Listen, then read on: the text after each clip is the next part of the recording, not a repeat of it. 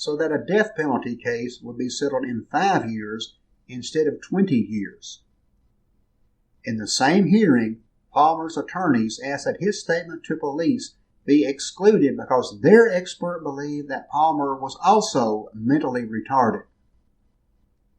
They said that their examination took place during preparation for the statement motion. The judge told Snell's parents that he did not think this was a delaying tactic, and Snell's mother said it sure felt like it. She's a smart woman, because personally I'm calling BS on this motion. His attorneys had access to him any time they wanted. He had been in custody since 2001 in August. It's May 2003. And now you figure out he's mentally retarded? Bull! Palmer's attorneys also asked for a change of venue due to possible prejudicial pretrial publicity. Bless their hearts, because if you didn't go around murdering people, you wouldn't be in the papers. The judge asked Snell's father about how he felt about possibly bringing in an outside jury.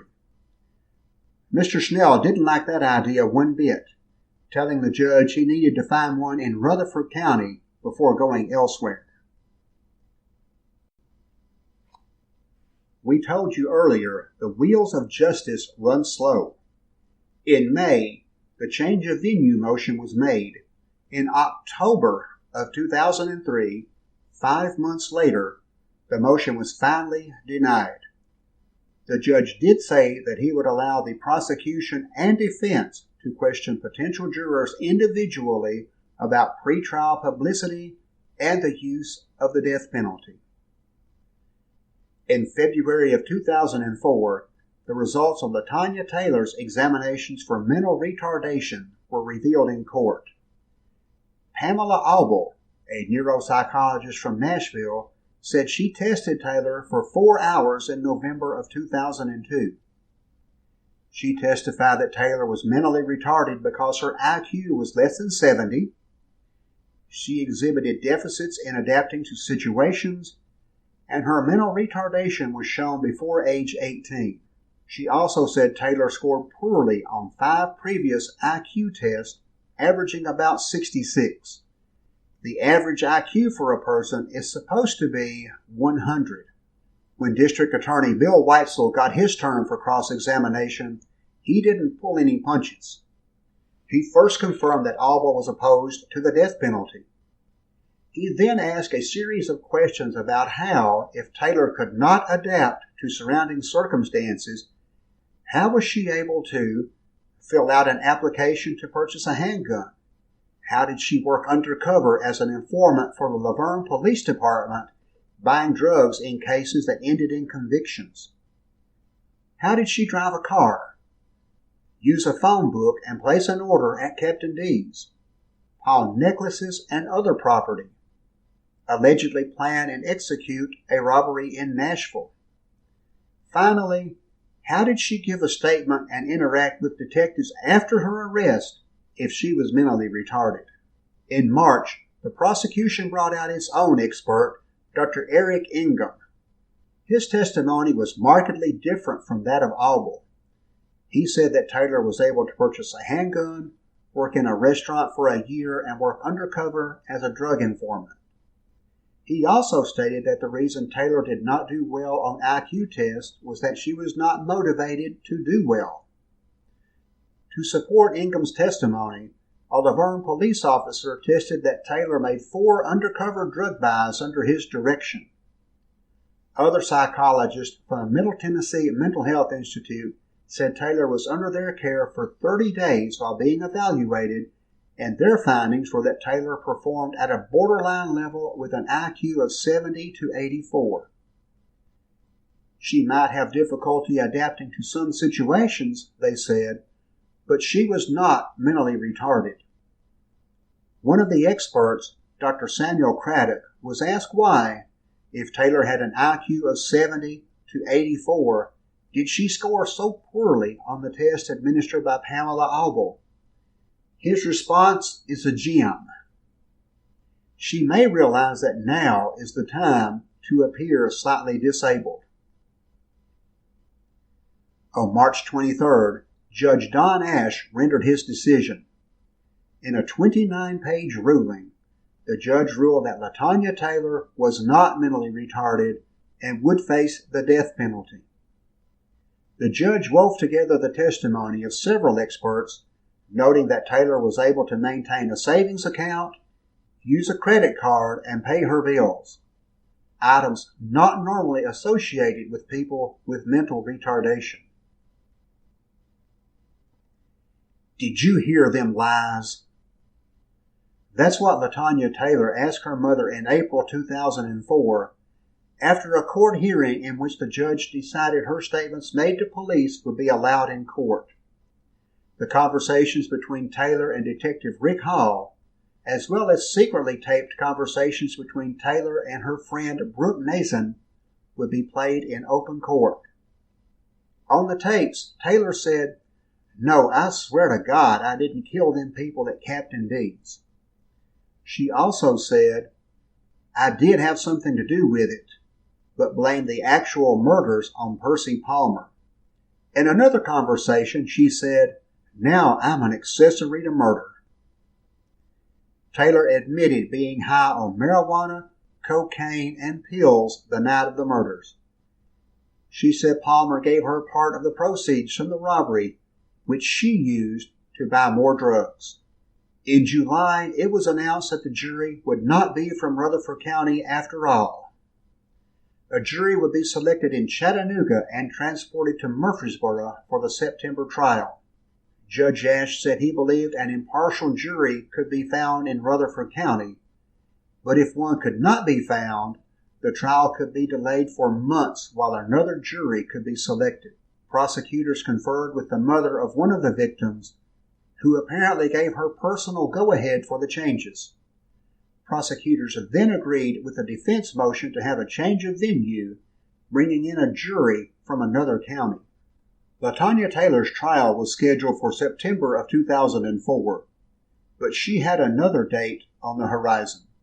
She was scheduled for trial in Nashville on charges she had robbed a fast food restaurant there. District Attorney Bill Weitzel said if she was convicted in Nashville, he planned to use it during her trial on the murder charges. The defense attorneys scheduled a motion to suppress the evidence, but then asked to strike the motion. In August of 2004, another hearing was conducted where Taylor's lawyer attempted to have her statements made to informants suppressed. Taylor brought drugs and alcohol to the hotel rooms in July of 2001 and used them while talking to informant Brooke Nason. Smoking marijuana and drinking alcohol were part of Taylor's normal lifestyle and, according to Detective Rick Hall, the purpose of the meetings was not to get Taylor drunk or high. Brooke Nason was on the witness stand during the hearing and said she decided to call America's Most Wanted a few days after the broadcast. She also said her then-boyfriend and co-defendant, Chris Hines, was too scared to notify authorities. Nason said Taylor joked about the Captain D's murders on many occasions, saying, "I did the Captain D's thing." 1 week before her murder trial started, LaTonya Taylor was found guilty of robbing the Arby's restaurant in Donaldson in 2001. The conviction will be helpful to the prosecution in support of seeking the death penalty if found guilty of the Captain D's murders. The defense, however, wondered if the fact Taylor had not been sentenced for that robbery would be enough to keep the crime from being presented to the jurors. Finally, in September of 2004, more than 4 years after Brian Spate, Troy Snell, and Scott Myers were shot execution-style in Smyrna, Tennessee, it's time to start jury selection in Chattanooga. 300 prospective jurors were given questionnaires jointly developed by the judge, the defense, and the prosecution. It would be a task to select a jury in a week in order to be ready for a September 20th start, but the judge and attorneys proved equal to the task. They ran through the first 300 potential jurors and called hundreds more to fill out the pool. By Friday the 17th, the pool had been reduced to 61 individuals. By 1:15 on Friday afternoon, 12 jurors and 4 alternates were selected. The jurors would be brought to Murfreesboro on Sunday the 19th and sequestered. Each juror had a hotel room, so as to minimize contact and the potential for discussing the case before its conclusion. Monday, September 20th, was the day the families of Myers, Spade, and Snell had been waiting for. The trial of LaTonya Taylor finally got underway. In the front row, the families of the victims. Troy Snell's mother, in particular, had been a fixture in the courtroom throughout the process. The trials of Taylor and Percy Palmer had been severed. Palmer would face his day in court at a later time. To get things started, Taylor pled not guilty to all charges. In his opening statement, Assistant District Attorney Tom Jackson dropped a bombshell of sorts on the jurors. He admitted in court there was no physical evidence to connect Taylor to the murders. On top of that, the gun used in the slayings was never found. Taylor's attorney, Paul Bruno, said that was the exact reason that the jury would find his client not guilty. Several witnesses were called on the first day of the trial, including Melanie Taylor, who is a cousin of LaTonya Taylor. It is worth noting that Melanie Taylor had contacted the prosecution about a month before the trial with the information she gave. She was facing a trial of her own in Nashville, but the district attorney said she was not promised or given anything for her testimony. She testified that her cousin asked if she wanted to make a little money because she was planning a job up the street. Melanie Taylor said she did not want to participate. A week or so later, LaTonya called her to ask if she had heard about the murders. LaTonya said it was sad. Jamie Johns, who worked at the Shoney's next door, was able to place the suspects in the vicinity of the restaurant when she testified that LaTonya came to Shoney's and asked to borrow $50, which was denied. Gina Williams, who was the assistant manager at Shoney's, saw 2 people, a male and a female, in the seating area at Captain D's just after midnight.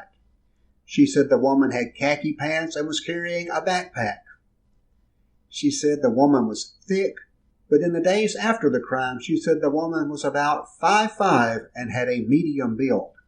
Steve Heckler was a neighbor of Tiffany Taylor at the Imperial Gardens Apartments. He testified that Taylor and Palmer were in his apartment that night and left to go get beer, perhaps around 10:45 p.m. He stated they got back sometime between 12:45 and 1 a.m. Doug Wagner, the 4th employee at Captain D's, said they usually went home after cleaning about 10:30. He saw a former employee in the store about 7 p.m., but he did not see LaTonya Taylor. Doug's mother, Laura Wagner, saw a black male walking near the restaurant about 11:30 p.m.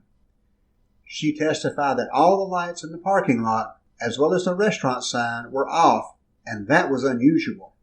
The second day of the trial had to be the most heart-wrenching day of the entire deal.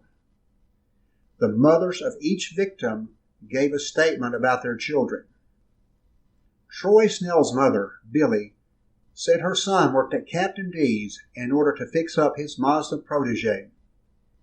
She smiled when she said he liked to bowl and fish and spend time with his many friends. Brian Spate's mother, Daphne Taylor, said her last conversation with her son was a month before his death. They were making plans for her to move to Nashville for him to take care of her. Scott Meyer's mother, Eleanor, last talked to her son sometime after the 4th of July. She was notified of his passing by a corporate employee of Captain D's. She said she did not believe that the call was real.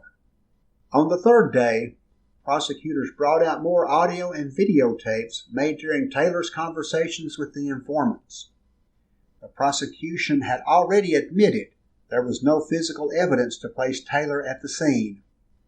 Ultimately,